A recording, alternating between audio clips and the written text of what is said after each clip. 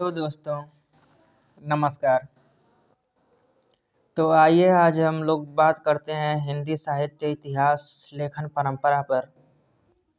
क्या होता है कि कभी-कभी बच्चे पढ़ाई करते समय जो वन लाइनर क्वेश्चन होते हैं उनमें गलतियां कर देते हैं और ज़्यादातर दिक्कत तो तब होती है जब वन लाइनर किताबें पूरा पढ़ जाते हैं और फिर बाद में उनको समझ ही नहीं आता है कि क्या पढ़ा, क्या भूल गया, इसमें किस प्रकार से क्वेश्चन पूछा जाएगा।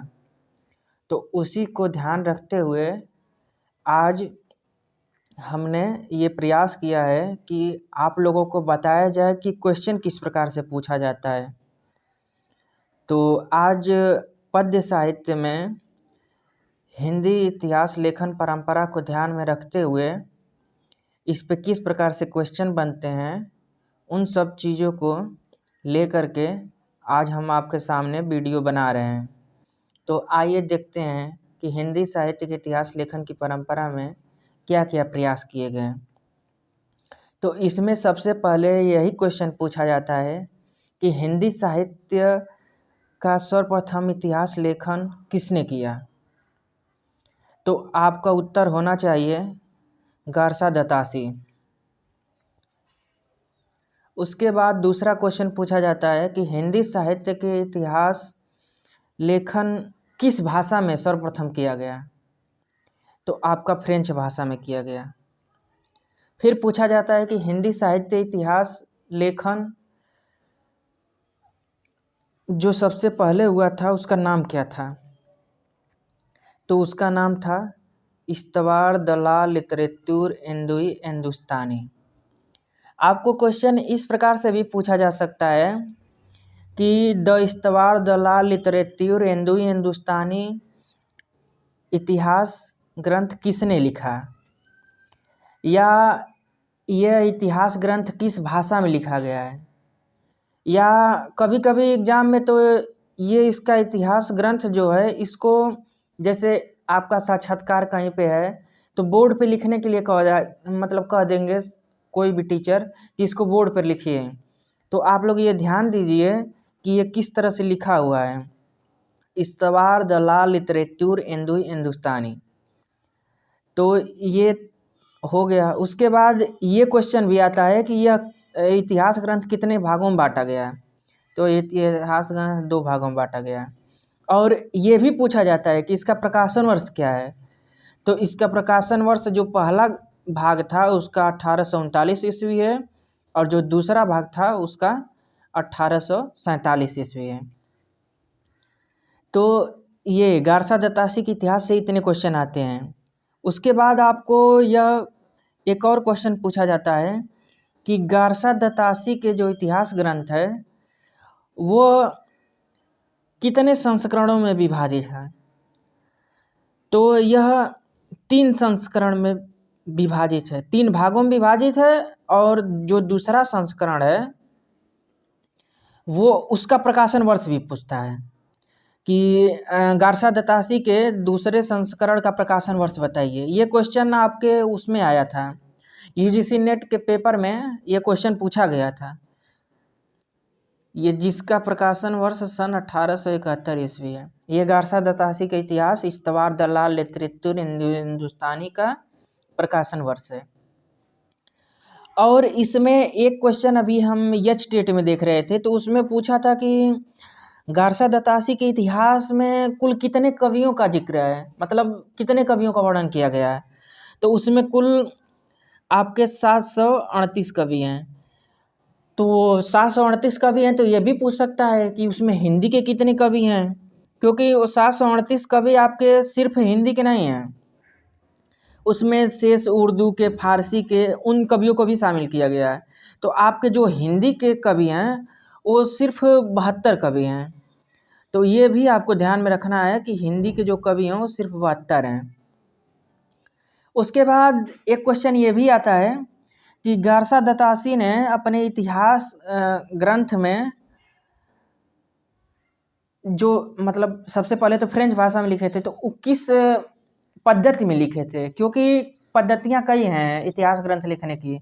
जैसे विधेयवादी पद्धति हो गई, वादी पद्धति हो गई, वर्णानुक्रमी पद्धति हो गई। तो इस आधार पे जो गारसा दतासी का इतिहास है वो अंग्रेजी भाषा के वर्णानुक्रमी पद्धति पे है। यानी कि जैसे ए बी सी, यानी कि जैसे ए से जिसका नाम है, जैसे अयोध्या सिंह उपाध्याय हरिऔध, भले ही वो आधुनिक काल के कवि हैं, लेकिन उनको ए नाम होने के कारण, ए से नाम होने के कारण उनको पहले रखा जाएगा। बी से बद्रीनाथ चौधरी प्रेमघन है, वो भले ही आधुनिक काल के हैं लेकिन उनको शुरुआती क्रम में रखा जाएगा। इसी तरह से सी के, तो ये इनका जो इतिहास है वो पूछ सकता है कि किस पद्धति में लिखा गया है, तो आपको बताना है कि वर्णानुक्रमी पद्धति में लिखा गया है। इसके बाद ये क्वेश्चन आता है कि जो हिंदी साहित्य का प्रथम इतिहास है गारसा दतासी का, उसको सबसे पहले किसने अनुवाद किया था हिंदी में, क्योंकि वो तो फ्रेंच भाषा में लिखा गया था। तो जो हिंदी में अनुवाद हुआ था वो लक्ष्मी सागर वानसड़े ने किया था। और जब हिंदी में अनुवाद किए हैं तो ये भी पूछ सकता है कि हिंदी अनुवाद किए थे तो भाई हिंदी अनुवाद उसका नाम क्या था। तो हिंदी अनुवाद जब किए थे तो उसका नाम लिखे थे हिंदी साहित्य का इतिहास। तो जब ये भी पूछा जा सकता है कि गारसा दतासी का हिंदी साहित्य का इतिहास जो अनुवाद किया गया है उसका प्रकाशन वर्ष क्या है, तो ये उसका प्रकाशन वर्ष 1952। तो हम समझ रहे हैं कि आप लोग इसको नोट डाउन करते होंगे, आप लोग करते रहिए क्योंकि ये क्वेश्चन पूछे जाएंगे और किसी न किसी एग्जाम में पूछे ही गए हैं। इसके बाद गारसा दतासी के इतिहास को मतलब उसमें किन शब्दों को लेकर के क्या क्या प्रयोग किए गए हैं ये भी पूछ सकता है। तो एंदुई के लिए हिंदवी और हिंदुस्तानी के लिए हिंदुस्तानी अर्थ में इसका प्रयोग किया जाता है। तो ये है गारसा दतासी का इतिहास और उनके इतिहास से इतने क्वेश्चन आपको बनेंगे, इसके बाहर क्वेश्चन नहीं आते हैं। बाकी आपकी नसीब अगर ख़राब रहे तो कहीं से भी क्वेश्चन पूछे जा सकते हैं। उसके बाद आगे बढ़ते हैं। तो आगे में ये होगा कि हिंदी साहित्य के इतिहास लेखन की परंपरा में हिंदी भाषा में लिखा गया पहला इतिहास। जैसे अगर मान लीजिए पूछ दिया गया कि हिंदी भाषा में लिखा गया पहला इतिहास, तो आपको बताना है कि भाषा काव्य संग्रह जो है वो हिंदी भाषा में लिखा गया पहला इतिहास है। क्योंकि अगर पूछ दिया कि हिंदी का पहला इतिहास तो वो गारसा दतासी का हो जाएगा जो फ्रेंच भाषा में लिखे थे। लेकिन अगर हिंदी भाषा में लिखा कि पहला इतिहास किसने लिखा, तो आपको बताना है कि महेश दत्त शुक्ल ने भाषा काव्य संग्रह नाम से हिंदी भाषा में पहला इतिहास ग्रंथ लिखे हैं। अब ये भी पूछ सकता है कि हिंदी भाषा में लिखा गया पहला इतिहास ग्रंथ का प्रकाशन वर्ष बताइए, तो आपको बताना है कि 1873 ईस्वी में नवल किशोर प्रेस लखनऊ से प्रकाशित हुआ था। ये प्रेस का नाम भी याद रखे रहिए, क्या पता एग्जामिनर का क्या दिमाग में चल रहा है, कुछ भी पूछ सकता है। उसके बाद आ जाइए, हिंदी भाषा में लिखा गया दूसरा सबसे महत्वपूर्ण इतिहास ग्रंथ किसका है, तो शिव सिंह सरोज का है। शिव सिंह सरोज। तो इसको आप याद रखे रहिए कि शिव सिंह सरोज जो इतिहास ग्रंथ है उसको किसने लिखा था। तो नाम में ही दोनों शामिल है, तो ये ज़्यादा कोई कठिन प्रश्न तो हुआ नहीं। आपको ये कठिन लग सकता है कि शिव सिंह सरोज का प्रकाशन वर्ष क्या है। तो ये शिव सिंह सरोज का प्रकाशन वर्ष 1883 ईस्वी है।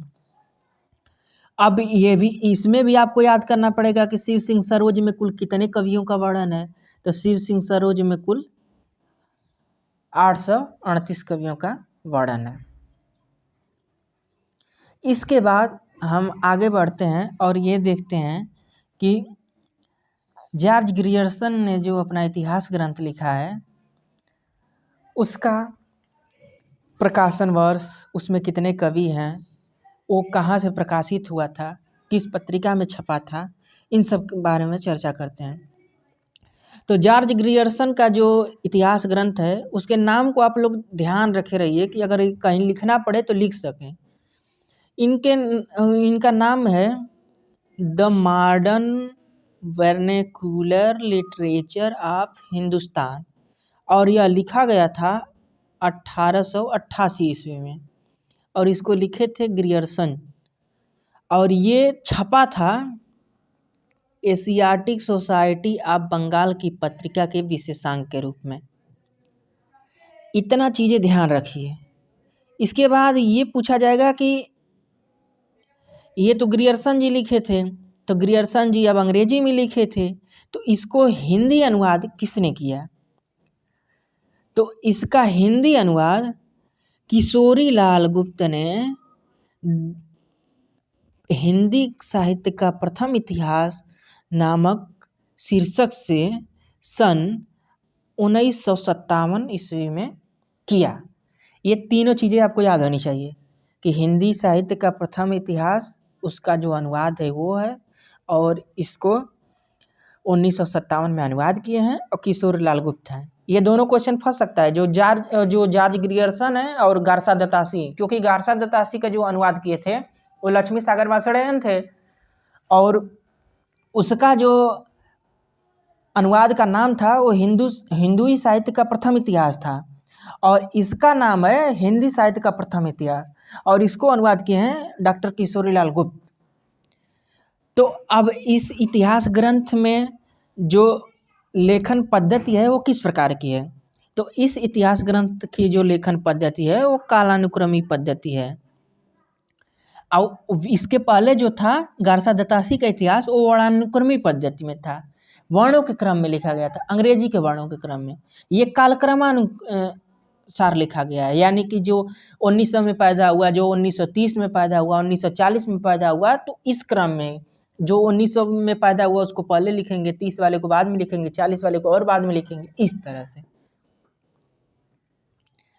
और इसके ग्रंथ में एक चीज़ और देखने योग्य है कि सच्चे अर्थों में हिंदी साहित्य का प्रथम इतिहास इसी को माना जाता है, the modern vernacular literature of Hindustan को ही, सच्चे अर्थों में।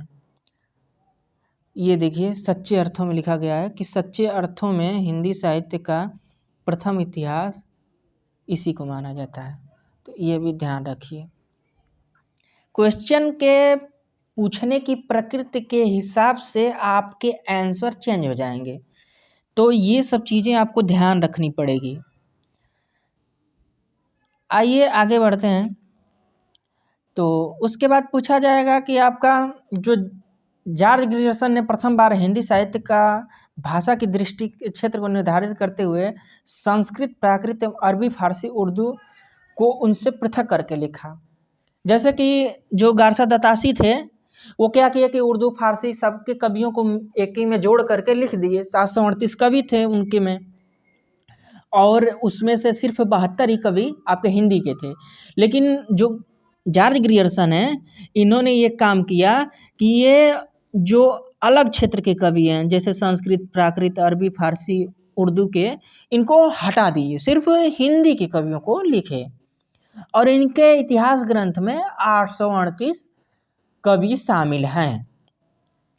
इन्होंने जो अपने साहित्य के विकास क्रम का निर्धारण जो किया है, जैसे जो अपने काल विभाजन किए हैं, तो काल विभाजन में चारण काव्य, धार्मिक काव्य, प्रेम काव्य, दरबारी काव्य, इन सब नामकरणों से ये अपना इतिहास ग्रंथ लिखे हैं। इनके इतिहास ग्रंथ में, इनका इतिहास ग्रंथ 11 भागों में विभाजित है, ये आप लोग ध्यान रखिए, 11 भागों में विभाजित है इनका इतिहास ग्रंथ। और इन्होंने जो भक्ति काल है, भक्ति काल को इन्होंने स्वर्ण युग कहा है। ये क्वेश्चन आ सकता है कि स्वर्ण युग भक्ति काल को किसने कहा है, तो ये जॉर्ज ग्रियर्सन बोले हैं। इसके बाद आइए हम मिस्र बंधुओं के इतिहास की बात करते हैं। तो जो मिस्र बंधुओं ने अपना इतिहास लिखा वो मिस्र बंधु विनोद के नाम से जाना जाता है। और इसमें एक क्वेश्चन बहुत दमदार आता है, जैसे ये मिस्र बंधुओं में, तीनों मिस्र बंधुओं का जो नाम रहता है वो दे करके पूछ देता है कि निम्नलिखित में से कौन मिस्र बंधु नहीं है। तो इसमें लोग बहुत कंफ्यूज रहते हैं। ये तीनों नाम में एक नाम आपको दे देगा कृष्ण बिहारी मिश्र, जैसे गणेश, श्याम और सुखदेव हैं, ये तीनों लोग भाई हैं। इसमें कृष्ण बिहारी मिश्र को दे देता है और पूछ देता है कि इसमें से कौन सा नहीं है। तो इसके याद करने के लिए सबसे बढ़िया टिक आपके लिए है कि आप याद कर लीजिए GSS। जी से गणेश बिहारी, एस से श्याम बिहारी, एस से सुखदेव बिहारी। अब इसके अलावा जब कोई आए जैसे कृष्ण बिहारी आ गए तो वो नहीं है। और ये क्वेश्चन हमेशा हर एग्जाम में पूछ देता है कि निम्नलिखित में से कौन मिश्र बंधुओं में शामिल नहीं है। अभी CUET PhD का एग्जाम हुआ था, उसमें भी ये क्वेश्चन आया था। नेट में तो हमेशा पूछता है, TGT PGT में भी पूछ देता है। तो आप लोग इसको जरूर ध्यान रखें। और इसके आगे हम बढ़ते हैं कि मिस्र बंधुओं ने अपने इतिहास को कितने भागों में बांटा है। तो इन्होंने 4 भागों में अपने इतिहास को बांटा है। जो पहले 3 भाग थे उनका प्रकाशन 1913 में किए। उसके बाद जो चौथा भाग था उसका प्रकाशन 1934 में हुआ। और भाई साहब, मिस्र बंधुओं ने सबसे ज्यादा कवियों को शामिल किया है अपने इतिहास ग्रंथ में। उसमें टोटल आपके 4591 कवि शामिल हैं। अब हम आइए इनके आगे वाली परंपरा पर बात करते हैं। अब इन सब के आगे आपका आ जाता है हिंदी साहित्य का इतिहास लेखन की परंपरा के धुरंधर रामचंद्र शुक्ल। और उन्होंने अपना जो इतिहास ग्रंथ लिखा था वो BHU के लड़कों को पढ़ाने के लिए नोट्स बनाए थे। और उसी नोट्स को बाद में हिंदी साहित्य की इतिहास नाम से प्रकाशित कर दिया गया।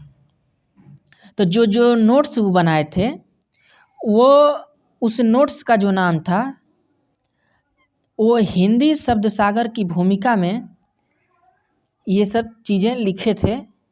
और 1929 में वो मतलब प्रकाशित हुआ था, जिसका नाम हिंदी साहित्य का इतिहास नाम से हो गया। तो ये पूछ सकता है कि ये किस पत्रिका के द्वारा प्रकाशित हुआ। तो नागरिक प्रचार सभा के द्वारा प्रकाशित हुआ। और इनके इतिहास की जो भूमिका है वो किस नाम से थी। तो हिंदी शब्द सागर के नाम से थी। और कब प्रकाशित हुआ। तो 1929 में प्रकाशित हुआ। इसमें कितने कवियों का जिक्र है। तो 1000 कवियों का जिक्र है। ये सब चीज़ें आप लोग ध्यान रखिए। और ये कितने कालों में बांटे हैं। तो ये हिंदी साहित्य के इतिहास को 4 कालों में बांटे हैं। और सबसे अच्छी बात ये है कि इन्होंने जो अपना इतिहास ग्रंथ में जो काल विभाजन किया है उसी के इर्द गिर्द इनके बाद जितने इतिहास ग्रंथ लिखे गए या तो इनके सपोर्ट में लिखे गए या इनके विरोध में लिखे गए। इससे हट के कोई भी इतिहास ग्रंथ नहीं लिखा गया। तो आइए हम देखते हैं कि इन्होंने किन किन इतिहास ग्रंथों से सहायता प्राप्त की अपने इतिहास को लिखने के लिए। तो आचार्य रामचंद्र शुक्ल ने शिव सिंह सेंगर, जॉर्ज ग्रियर्सन, मिस्र बंधुओं के इतिहास को कवि वृत्त संग्रह नाम से अभिहित किया। और रामचंद्र शुक्ल की एक इतिहास को लेकर के एक बहुत ही अच्छी परिभाषा है। इस परिभाषा को आप याद रखिए, क्योंकि मान लीजिए अगर कभी आपसे कोई पूछ दिया कि हिंदी साहित्य के इतिहास की कोई परिभाषा बताइए या हिंदी साहित्य का इतिहास किसे कहेंगे, इसके बारे में कुछ बताइए, तो आप ये परिभाषा बता देंगे तो ये अपने आप में पूर्ण परिभाषा है। जबकि प्रत्येक देश का साहित्य वहाँ की जनता की चित्तवृत्ति का संचित प्रतिबिंब होता है, यह निश्चित है कि जनता की चित्तवृत्ति के परिवर्तन के साथ साथ साहित्य के स्वरूप में भी परिवर्तन होता चला जाता है। आदि से अंत तक इन्हीं चित्तवृत्तियों की परंपरा को परखते हुए साहित्य परंपरा के साथ उनका सामंजस्य दिखाना ही साहित्य का इतिहास कहलाता है। जनता की चित्तवृत्ति बहुत कुछ राजनीतिक, सामाजिक, सांप्रदायिक एवं धार्मिक परिस्थितियों के अनुसार होती है। ये एक अपने आप में पूर्ण परिभाषा है। इस परिभाषा को आप लोग जरूर याद करिए और ये आपके ध्यान में रहना चाहिए। बाकी आपको अगर ये परिभाषा देख के पूछ सकता है कि ये किसका स्टेटमेंट है, तो आप तो बता ही देंगे कि रामचंद्र शुक्ल का स्टेटमेंट है। इन्होंने सर्वप्रथम अपने इतिहास ग्रंथ में विधेयवादी पद्धति का प्रयोग किया और इन्होंने अपने इतिहास को विकासवादी एवं वैज्ञानिक दृष्टिकोण का परिचय दिया। आचार्य रामचंद्र शुक्ल ने अपने इतिहास में कितने वर्षों का वर्णन किया है, तो ये 900 वर्षों का वर्णन किया है, 4 भागों में जो बांटे थे अपने काल को, आदिकाल, भक्तिकाल, रीतिकाल, आधुनिक काल। और उसमें ये एक क्वेश्चन आता है कि कितने कवि हैं, तो 1000 कवि हैं। तो आप कभी कंफ्यूज मत होइएगा कि 900 भी है 1000 है। 900 वर्षों के इतिहास को 4 भागों में बांटे हैं और जो कवि उसमें हैं वो 1000 कवि शामिल हैं। तो ये चीज़ें आपको ध्यान रहना चाहिए। उसके बाद हम आइए बात करते हैं कि उन्होंने भक्ति काल को किस तरह से विभाजित किया है। तो देखिए, भक्ति काल को उन्होंने 2 भागों में पहले बांटा है। पहले निर्गुण भक्ति, फिर सगुण भक्ति।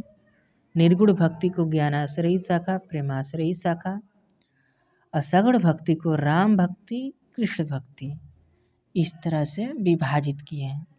बाद में अनेक विद्वानों ने अनेक नामकरण किए हैं, जैसे कि राम कुमार वर्मा ने ज्ञानाश्रयी शाखा को संत काव्य रखे हैं नाम, प्रेमाश्रयी को सूफी काव्य रखे हैं, उसके बाद राम भक्ति, कृष्ण भक्ति। तो सबके अलग अलग नामकरण हैं, लेकिन एक पार्टिकुलर नाम आपको याद रहना चाहिए कि किसने क्या मतलब विभाजन किया है, उसके आधार पे आप किसी को बता सकें कि शुक्ल जी ने ऐसा कहा है।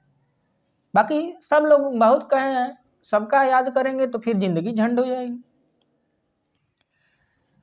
आइए आगे बढ़ते हैं और देखते हैं कि हिंदी साहित्य का इतिहास और किसने किसने कब कब लिखा।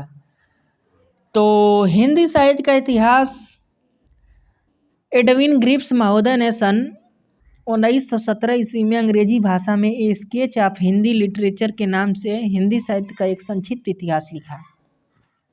यह भी याद कर लीजिए कि ए स्केच ऑफ हिंदी लिटरेचर किसका है, पूछ सकता है कि ए स्केच ऑफ हिंदी लिटरेचर जो इतिहास ग्रंथ है उसको किसने लिखा। तो एडविन ग्रिप्स। कब लिखे? 1917 में। और सन तो बहुत याद करना जरूरी है गुरु, क्योंकि अगर सन याद नहीं रहता है तो बहुत दिक्कत में आ जाएंगे। पता चले 4 गो इतिहास का नाम दे करके पूरे क्रम लगाओ, लगाइए क्रम। जब सने नहीं मालूम है तो क्रम का लगाएंगे। तो सन जरूर याद रहना चाहिए। आइए देखते हैं, ये तो हो गया। उसके बाद पूछेगा कि ये हिस्ट्री ऑफ हिंदी लिटरेचर किसने लिखा है, फिर पहुँच जाएंगे।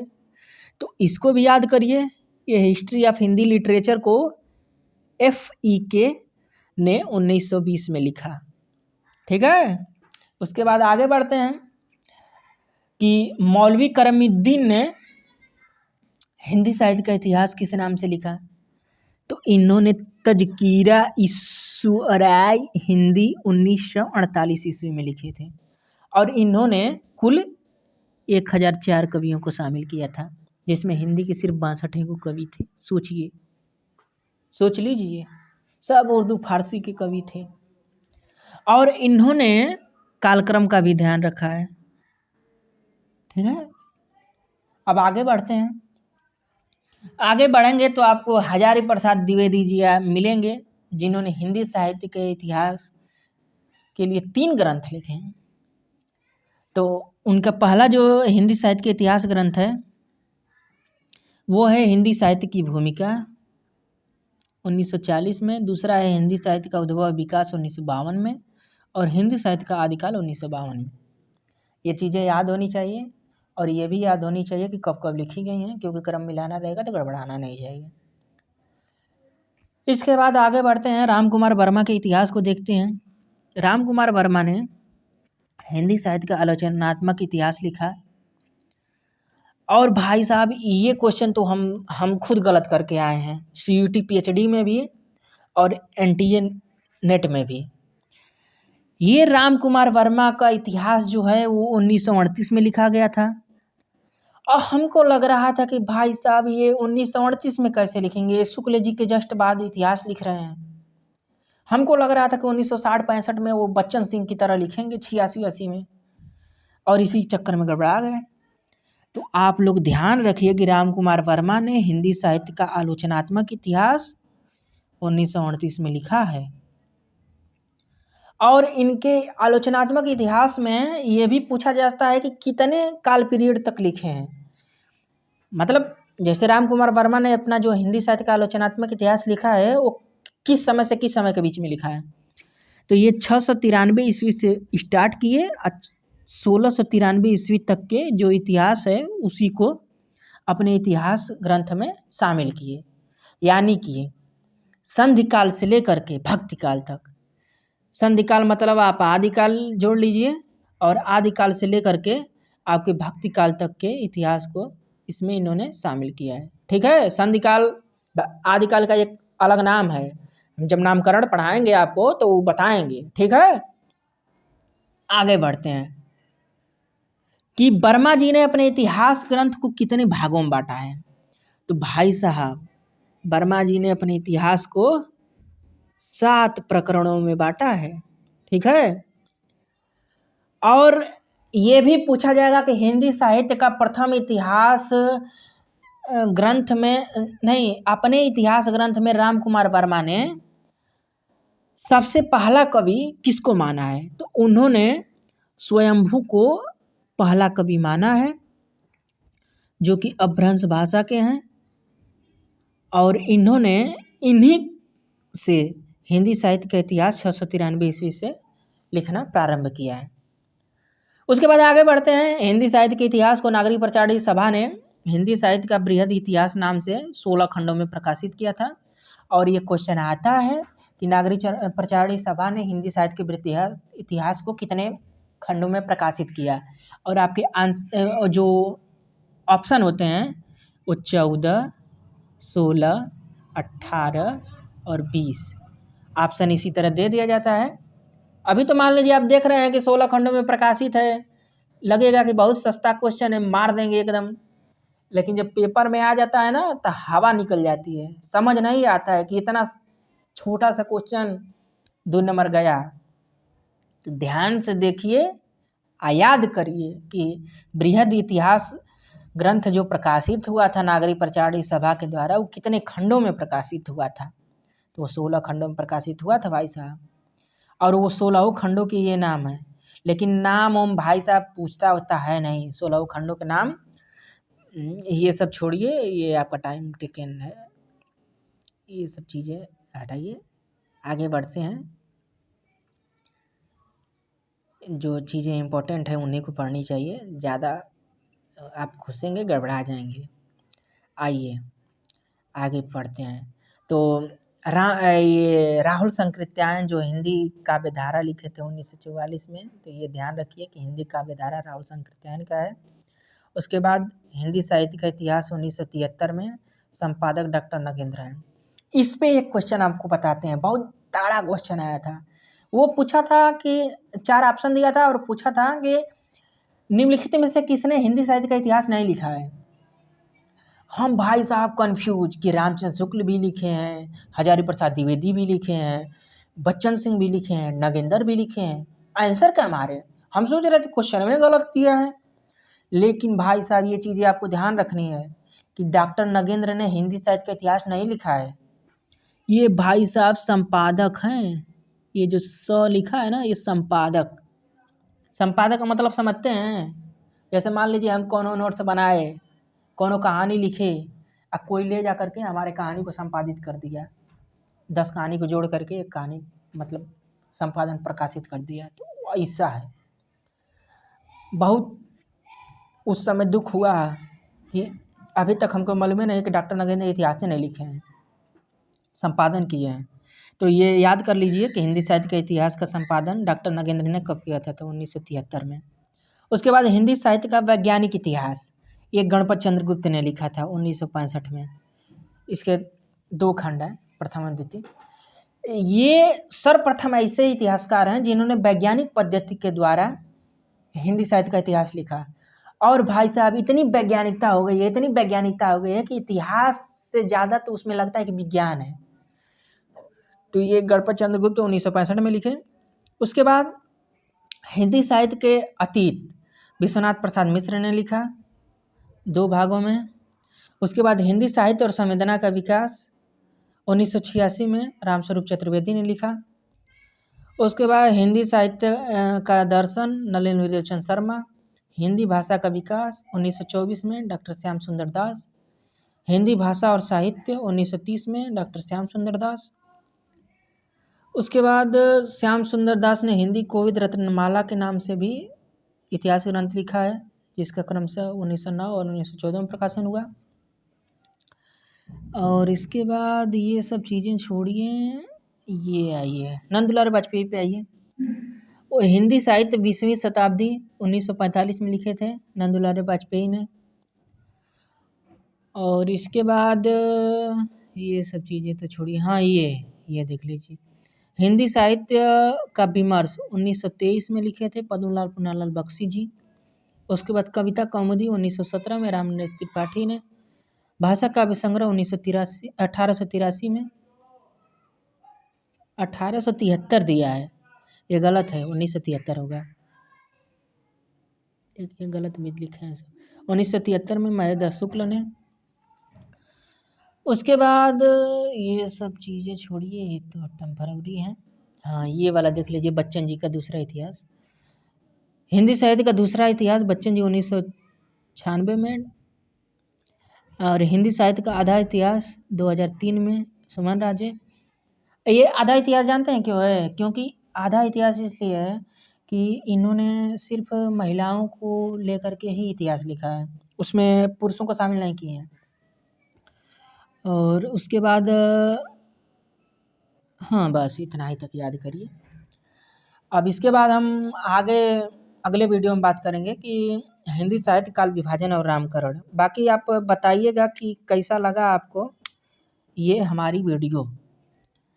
और आगे हम कोशिश करेंगे कि अच्छे तरीके से आपको बताएं, ताकि आप एक बार पढ़ कर के चीज़ें ध्यान में रख सकें, बार बार भूलने वाली जो प्रवृत्ति है वो ना रहे। तो ठीक है दोस्तों, नमस्कार, जय हिंद।